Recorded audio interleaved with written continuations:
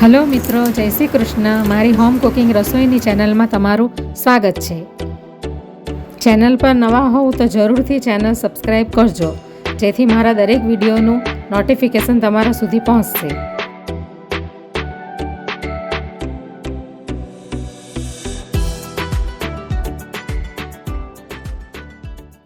તો આજે હું ક્રિસ્પી રવા ઢોસાની રેસીપી શેર કરવાની છું. તો એના માટે મેં આ 1 વાટકી જેટલો રવો લીધો છે ઝીણો, એ આપણે બાઉલમાં નાખી દઈશું. 1 વાટકી આપણે ચોખાનો લોટ લીધો છે.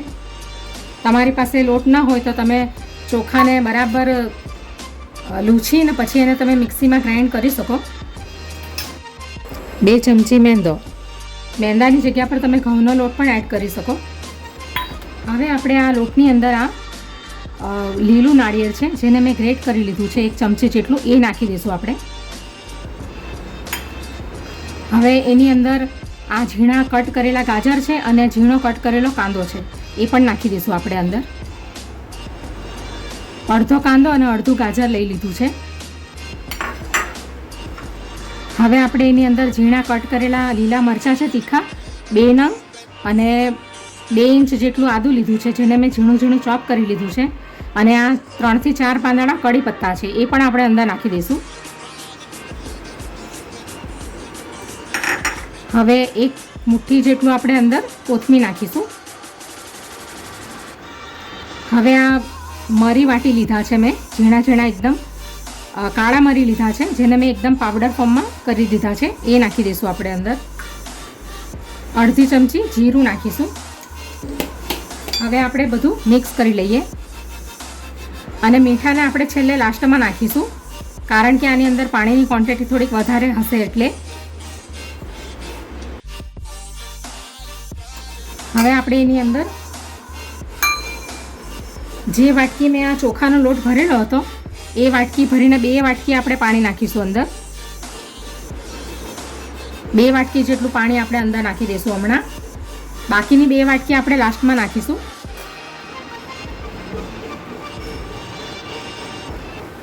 હવે આપણે મિક્સ કરી લઈશું.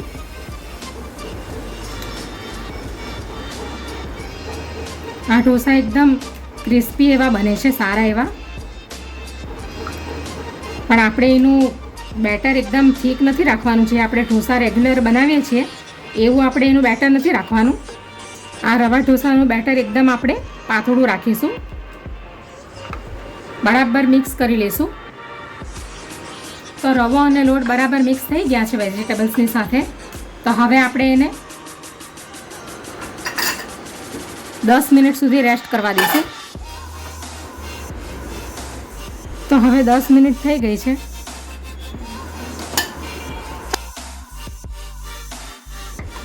હવે આપણે એની અંદર બાકીની 2 વાટકી જે બાકી હતી એ પાણી નાખીશું.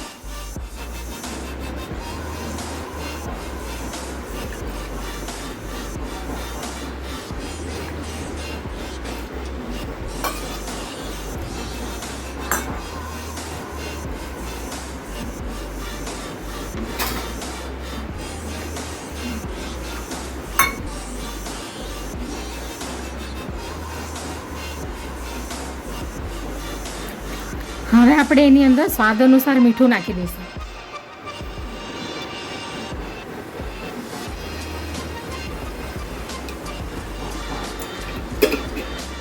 હવે મિક્સ કરી લઈશું બરાબર. તો આપણા રવા ઢોસાની બેટરની કન્સિસ્ટન્સી આ ટાઈપની રાખીશું આપણે.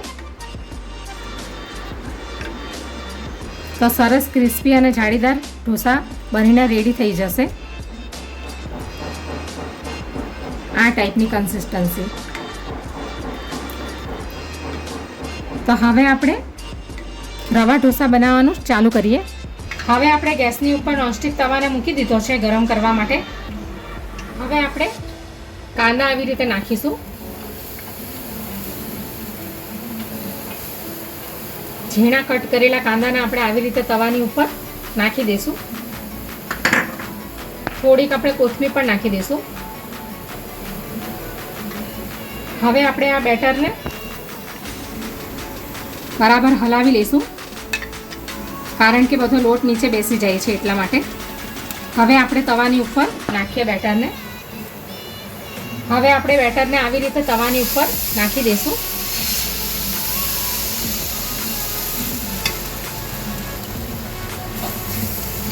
તવાને આપણે મીડિયમ ફ્લેમ પર જ રવા દઈશું.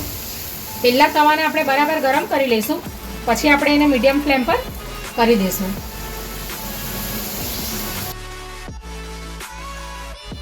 હવે આપણે એની ઉપર ઓઇલ નાખીશું. તમારે ઘી નાખવું હોય તો તમે ઘી પણ નાખી શકો. હવે આપણે એને પલટવામાં ઉતાવળ નથી કરવાની. આપણે એને 2 મિનિટ સુધી બરાબર શેકવા દઈશું. હવે ઢોસો બરાબર ચારે બાજુથી શેકાઈ જાય એટલા માટે આપણે આ તવીને આવી રીતે ઉચકીને સાઈડ પરથી શેકી લેવાનું ચારે બાજુથી. એટલે ચારે બાજુ કાચું રહેશે અને વચ્ચે ફ્લેમ હોય એટલે વચ્ચે બરાબર પાકી જાય છે અને સાઈડ પરથી કાચું રહે છે. એટલા માટે આપણે એને આવી રીતે સાઈડ ચેન્જ કરીને આપણે એને ચારે બાજુથી ઢોસાને શેકી લેવાનો છે. બસ તો તમે જોઈ શકો છો કે ઢોસો બરાબર શેકાઈ ગયો છે. તો હવે આપણે એને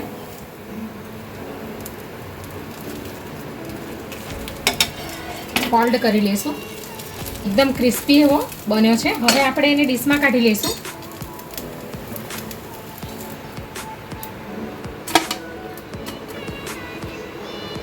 તો એક ઢોસો રેડી થઈ ગયો છે. આવી જ રીતે આપણે બીજા બધા ઢોસાને રેડી કરી લઈશું.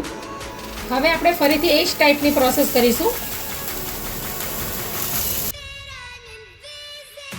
હવે આપણે બેટરને ફરીથી આપણે આવી રીતે એને હલાવી લઈશું, કારણ કે એનો બધો લોટ નીચે બેસી જાય છે. એટલે ફરીથી આપણે એને આવી રીતે હલાવી લઈશું.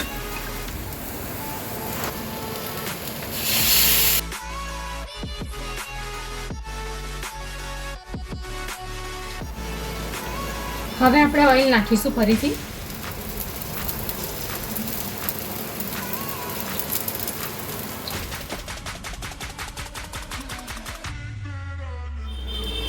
તો બીજો ઢોસો પણ રેડી થઈ ગયો છે. હવે આપણે એને સર્વ કરી લઈએ. તો હવે રવાના ક્રિસ્પી ઢોસા તૈયાર થઈ ગયા છે. તો હવે આપણે એને ચટણીની સાથે સર્વ કરી લઈશું. આ ટામેટાની અને કાંદાની રેડ કલરની ચટણી છે, જે ઢોસાની સાથે ખવાતી હોય છે, સાઉથ ઇન્ડિયન ટાઈપ. અને આ છે કોકોનટ ચટણી. તો તૈયાર છે ક્રિસ્પી રવા ઢોસા.